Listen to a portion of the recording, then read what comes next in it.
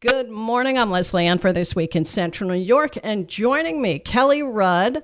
She is Bassett Network's Director of Pharmacy Operations. Good morning to you, Kelly. Good morning, Leslie. Thanks for having me on the show. Well, you're going to share with us accurate information about the COVID-19 vaccine because there's a lot of misinformation floating around out there. We want to make sure people have the facts. First of all, I'm sure that Bassett gets a barrage of questions from people in the community who want to know about the vaccine. And what are some of the myths that surround the vaccine? What are some of the things that you're hearing? Well, that's a really great question. We do have a number of resources posted on our website, bassett.org, as well as the Centers for Disease Control. So if folks are looking for reliable information, those are two really great resources. The questions that really have been hitting us, quite frequently are, one vaccine is better than another. That's a common question that we're getting. Which vaccine do you have? Because I want A versus B because I'm hearing that one is better than the other. What are the two that are out right now? Moderna? And Pfizer. So those are the manufacturers. Right. Yep. They're very similar vaccines. They're both a newer type of vaccine called mRNA vaccine, which uses your body to produce those spike proteins on the outside of the COVID-19 vaccine. So if we think about the picture that we all see on the news, those spikes that stick out. Right. Right. So, it's asking our body to produce those. So it recognizes those as something that's foreign and that it knows that it should fight against. So they're both have the same mechanism of how they produce the immunity. They're both equally efficacious and they're both equally safe. I know Pfizer vaccine up front, because it was the first one out, had a lot of concerns about that allergic reaction in that. But now that millions of people across the country have had it, we're finding that is a very rare phenomenon and not much different between the two. If you can access one versus the other, it really shouldn't hold you up. If you, can get Pfizer versus Moderna or vice versa, take the first one that's available to you. Okay, yeah. I was going to say that makes a lot of sense since it is hard to come by. I wanted to ask you before we move on, what are some of the reactions that people are having? Because I know there's a lot of talk about people and what is a reaction as opposed to an allergic reaction, or are they one in the same? No, they're actually quite different. So people who have true allergy treated by an allergist, so not just I'm allergic to grass or pollen or dogs, but, people who have food allergies or chemical allergies where they carry an EpiPen or get allergy shots, those are the people that we want to watch with any vaccine, regardless if it's the COVID-19 vaccine or the like. So those people, everyone gets monitored afterwards just in case, but if you're going to have a true allergic reaction, either to the vaccine or a component of the vaccine, those generally happen very, very, very rarely, but very soon after you receive it. So that's why these community clinics are asking people to wait 15 minutes just to make sure you look okay. 30 minutes if you have severe allergic reaction where you would have trouble breathing, breaking out in hives.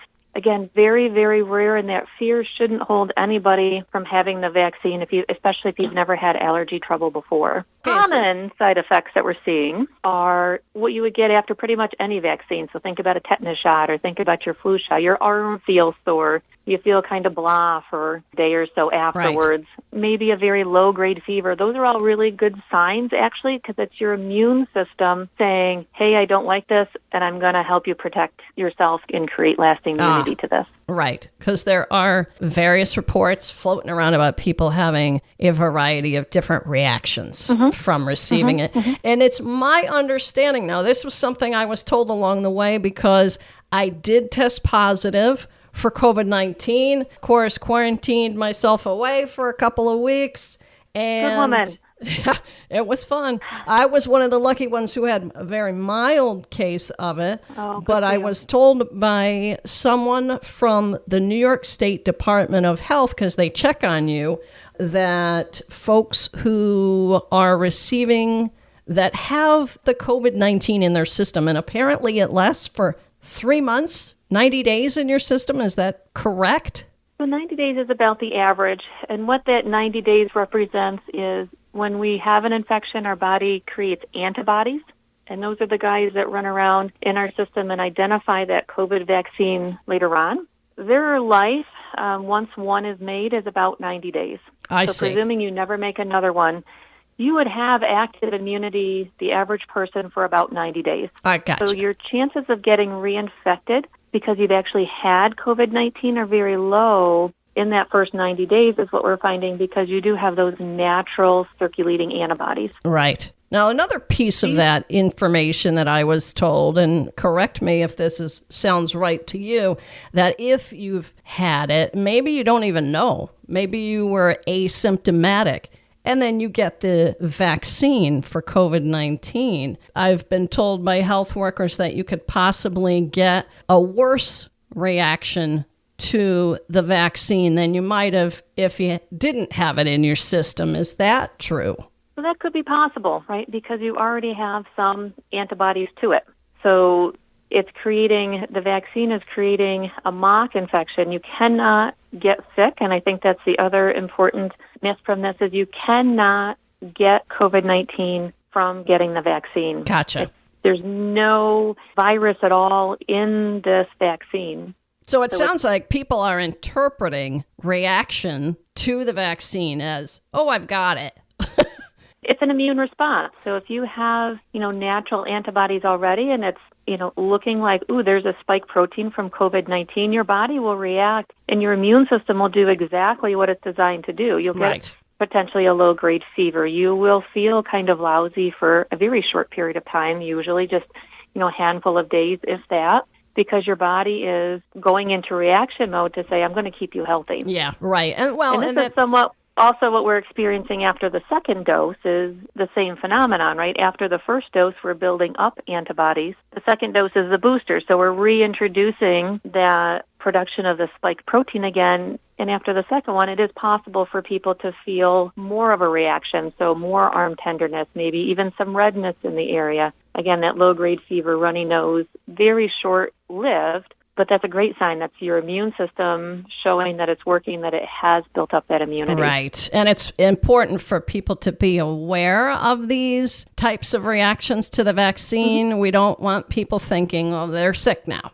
Right. We've been looking especially at our healthcare workers as the timing of our second doses and staggering individuals, just kind of expecting this is a very natural piece. We've not had anyone get very ill, but, taking those precautions. If you're not feeling well, we don't want you at work. Certainly if you have a fever, you're not coming to work. So just, thinking thoughtfully about the timing of that second dose to make sure everything is covered and life goes on in order. Makes a lot of sense. Now, we're running out of time, unfortunately, but I wanted to ask you before we go about the progress in getting a hold of the vaccine. I know now that you as a network are operating where you need it in hand, and then you announce clinics. Are we seeing more vaccines coming in now than before? Is it getting better? Unfortunately, I can't say that it is. We're still, on average in New York State, just getting a few 100,000 doses each week, and that covers all of New York State. Wow. From the top to the bottom. So we know we have 7 million New Yorkers that are eligible. So it is going to take still quite a bit of patience. On the horizon, there are more manufacturers of COVID-19 vaccine that will be seeking approval for the emergency use, much like the Moderna and the Pfizer. 2 more companies that are looking at having their vaccine come out also, and certainly that will definitely help supply. So from week to week, all of our healthcare sites are asking for vaccine and not sure really what we're going to get or the timing of that. That has created a bit of this push and the pull of when and where it's available, and the state really just decides which sites get it and how much. Yeah. So we're waiting. The healthcare sites are waiting and the pharmacies are waiting just like everyone else to find out where it is available. And then, we try to turn that around and get it into arms within a week. What is your suggestion for folks listening who are currently eligible for the vaccine? What's the best way of finding out the availability? Are there certain sites to check? Do you recommend Bassett.org or the Facebook page? What do you think? Watching your media is a great place. The state is working on having a central repository for these and getting them up running. But for right now, it's watching your local pharmacies. They're really looking to vaccinate from the state directive people 65 and older. Watching your healthcare sites, so the Bassett.org, our Facebook page. Certainly as we have vaccine, our patients who are signed up for the My Chart emails, we're sending those out as sites are available. So keeping an eye of your, local healthcare providers' websites, because that's where these links for the registration systems are being posted. And certainly, keeping an eye out as, we get further along and hopefully can centralize these efforts a bit more to make it easier for folks to find these. That will be coming out through our media partners like you. So I can't, thank you enough for helping to share this information. Well, Kelly, I thank you for taking time out of your busy day to share all of this with us. Wishing you health. Bassett's Kelly Rudd. She's the Network Director of Pharmacy Operations through Bassett Healthcare Network. Thanks so much, Kelly. Thanks, Leslie. Stay safe.